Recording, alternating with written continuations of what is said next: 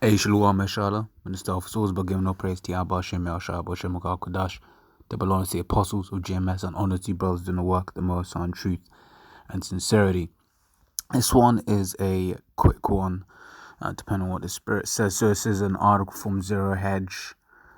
Says Russia declassifies footage of biggest nuke ever tested at a mushroom cloud 7 times higher than Everest. Right, so you can see the mushroom cloud there in the background. Right, I believe that's above the clouds even. Well, mostly it says it's 48 miles high or something like that. Where was it? Man, these tons of ads, man. Right, yeah, it says, as the drive details, the footage reveals multiple never before seen angles of the blast, which produced a shockwave, fell at least 75 miles away and created a mushroom cloud that reached 42 miles into the air, or 7 times taller than Mount Everest, right?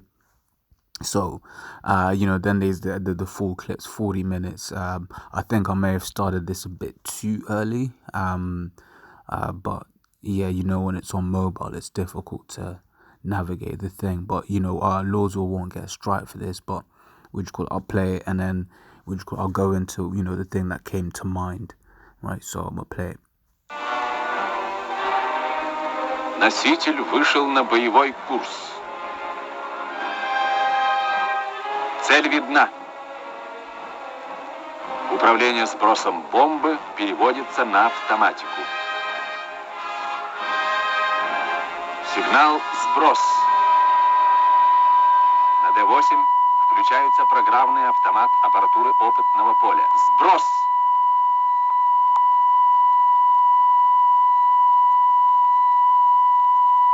Экипаж одевает защитные очки. Maybe way too early. I think I actually wanted to hear slug. I just remembered. Yeah, this is the bit slug. Sorry about that. That was Вспомним, как that was real footage of the actual cockpit. Well, allegedly real footage of the actual cockpit on the day they released this bomb. Right, so watch this, right? Опытное поле до взрыва.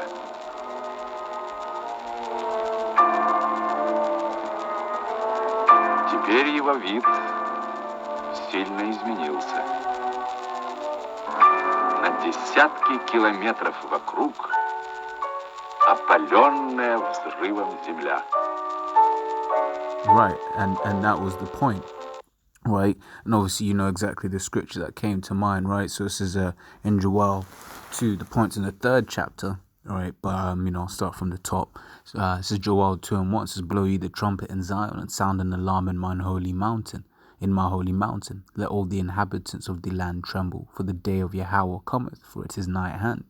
Right, which that last bit is more true now than it has ever been, right? We are, the day of the Lord is nigh at hand, right?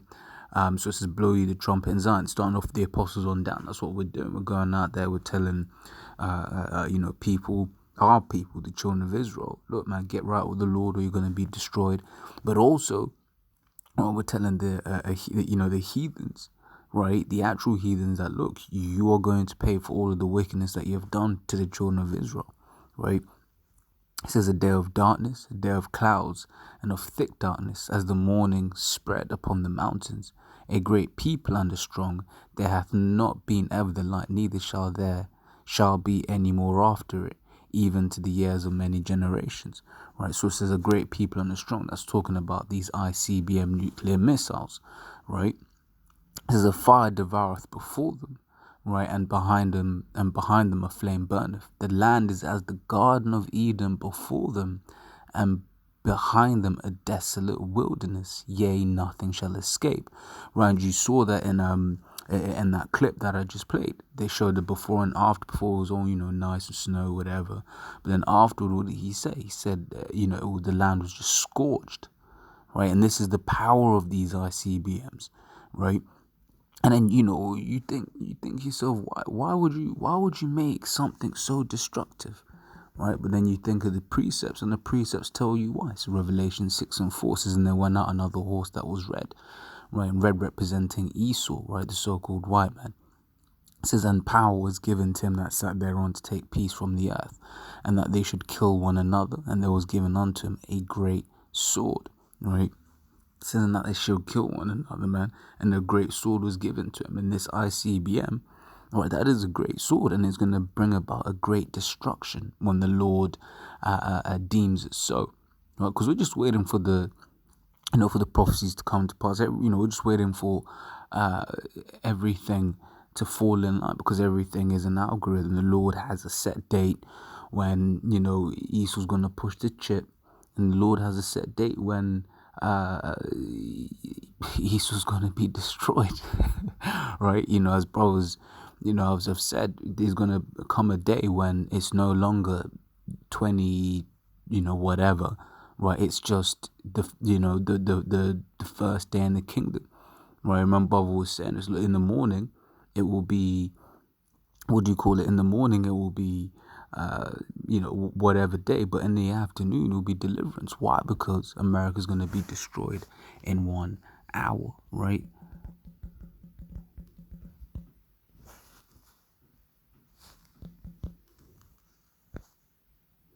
This is Revelation 18. Which part? 18 and 10, right? So I'll start from 9. Okay, I'll start from 8. This is Revelation 18 and 8. Therefore shall all her plagues come in one day, right? Death and mourning and famine, and she shall be utterly burned with fire, right? You just read the guy, you saw what the guy said there. Said the land was completely scorched, right? It says for strong, and imagine that was just one missile, right? And I don't know, that was in 1960 or 1970, right? And you can only imagine the pure destruction that these weapons can do now, right? Once again, you've got the NATO designated Satan 2, right? I believe Russia calls it the Sarmat, right? So Russia's Satan 2, right? Because NATO will call a Russian missile or a defense system or whatever, will give them a name, whereas Russia might have their own name for the same thing, right? So Russia called it the Satan 2, and I believe, NATO called it Satan 2, and I believe Russia called it Sarmat. But don't quote me on that. But basically, the ICBM is powerful enough to take one of them, powerful enough apparently to take out the whole of France or Texas, right? As we read in Revelation 6 and 4, that's a great sword, because once again, it's like, what would possess you to create such destructive force? But ultimately, it's the Most High. Why? Because this is all the Most High's plan, right? For this great judgment and this great destruction to come. Right? It's Isaiah 54:16, which says this, right? It says, behold, I have created the smith that bloweth the coals in the fire, and that bringeth forth an instrument for his work, and I have created the waster to destroy. Right? It says, I have created the smith that bloweth the coals in the fire. Right? So when you consider these ICBMs, it's just really smith work, right? Because once you've got the nuclear warhead worked out, then the next thing is just making sure that the delivery system, which is the main bit of the nuke, right, which is really just the delivery system, right, is making sure that doesn't burn up on a re-entry. If you remember the space shuttle, whenever it would come in, you'd always see that the bottom of it was burning hot. Why? Because its re-entry creates a lot of heat, it's a lot of friction coming back into the Earth's atmosphere, right? So basically you need to make sure that it doesn't do that. When what is that ultimately? Metal work, right? Just like what a smith does, right? It says, and that bringeth forth an instrument for his work. I have created the waste to destroy, right? And that waste, once again, that is referring to the ICBM, man. It's going to waste lands, right? It's going to completely destroy America, right? But as you saw there in the clip, before it was one scenery, and then after it was another. Just as we read here, it says the land is as the Garden of Eden before them, and behind them a desolate wilderness, right? So basically, it's beautiful before the missiles hit, but then after the missiles, it's just destruction, right? So back in Revelation 18 and 8 9, right, it says, and the kings of the earth who have committed fornication and lived deliciously with her shall bewail her and lament for her when they shall see the smoke of her burning. Right? So look, because look, these nations get rich of America. Right? There's a documentary I was watching on Netflix. I think it was called, it wasn't Stink, it was Rotten, I think. Right, but basically going into, this trade, that trade, whatever, what have you. And then literally everything was like, and America's the biggest consumer, because ultimately that's what they are. Right? They're biggest consumer nation. So when you can't sell your wares anymore, you're hurt. It's like a lot of these people right now are hurt because this Rona means that they've got to shut their businesses, that they can't work or whatever. When you play with someone's money, they get hurt. Right? So when America's destroyed, the world's cash cow, people are going to be hurt. These nations are going to be hurt. China's going to be hurt. Right? They make a whole load of the world's goods. Right? Hey, India, they're going to be hurt. Right? I remember hearing Apple were opening a plant in India because obviously all of the, tariffs and whatever that are being put on China, you want to diversify your workforce. Right? A Korea is going to be hurt. Your Samsungs, your Hyundai, however you pronounce that car name, right? Your LGs, right? You think about like Samsung and LG, they make a lot of screen technology, right? They've got patents for this, that, and the other to what? To put in phones, to put in televisions, to put in laptops and computers, to do what with them? To sell them in America, right? Japan as well. Right, all of them. What do you call it? You go to even Africa, the place where you got the, your raw minerals.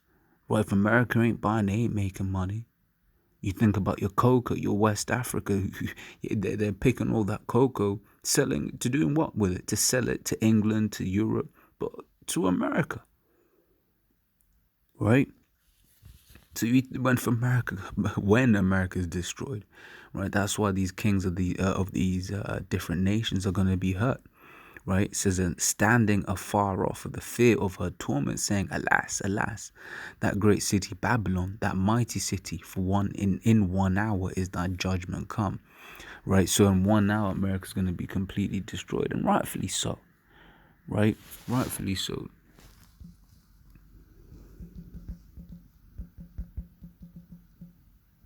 It says Habakkuk 2 and 12, right? It says, woe to him that buildeth a town with blood and established the city by iniquity. Right? And was America not established with blood and iniquity? Right? Lies and murder and rape. Right? And broken promises. That's what that land was built on. Right? And scriptures there says, woe to him. So basically, bring a bad time to him, destruction to him. Right? That does that, right? This is Numbers, that I always get this one mixed up. It says Numbers 35:33. It says, so you shall not pollute the land wherein ye are, for blood it defileth the land, and the land cannot be cleansed of the blood that is shed therein, but by the blood of him that shed it. Right, so all the blood that has been spilt on the land of America, basically, and that's a metaphorical speak for all of the Israelites that have been killed in America. Their blood hasn't been repaid, right? Their lives haven't been repaid, right? But that's going to be repaid in this generation, right?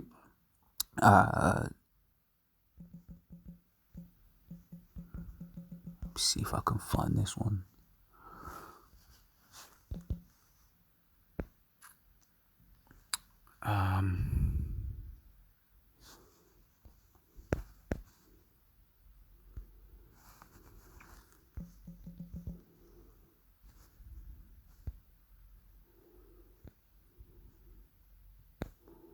Bear with me while I look for this one.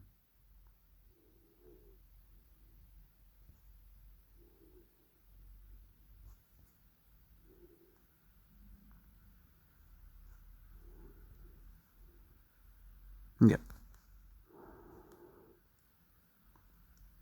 I'll start from verse 5. This is Revelation 17 and 5. And upon her forehead was a name written, Mystery Babylon, the Great, the mother of harlots and abomination of the earth. Right now, as this was broken down, I forgot who originally broke it down, but I know the apostles broke it down. I think it was maybe Elder Abba. I don't, let me not say, because I don't remember who it was, but obviously the apostles went over it again.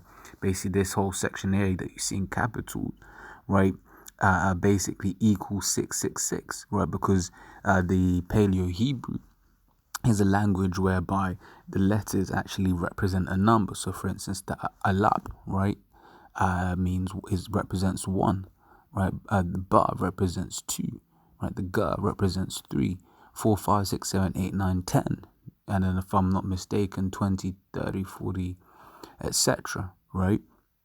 Like I said, if I remember correctly, I just know the I've not gone over it in a while, but basically that bit there adds up to 666, right? Just showing you the power of the Lord, right? It says, and I saw the woman drunken with the blood of the saints, right, and with the blood of the martyrs of Yahushai, right? And when I saw her, I wondered with great admiration, right? And that's referring to all the death the Israelites have faced while in America, right? Starting off with the northern kingdom of Israel, right? The Latin tribes, and then continuing on, right? So this land is filled with the blood of the Israelites, so it must be destroyed, right? Let me see if there's more in here.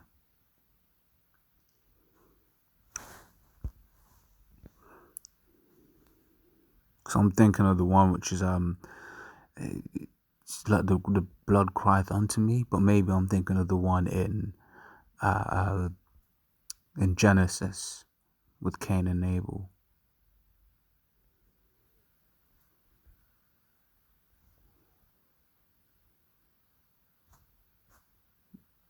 Yeah, I think I'm thinking of the one in Genesis, but hey, the point. The point is still the same. So yeah, like I said, that one was just inspired by that clip. So yeah, as always, Lord's Lord, I was edifying. Till the next time, Shalom.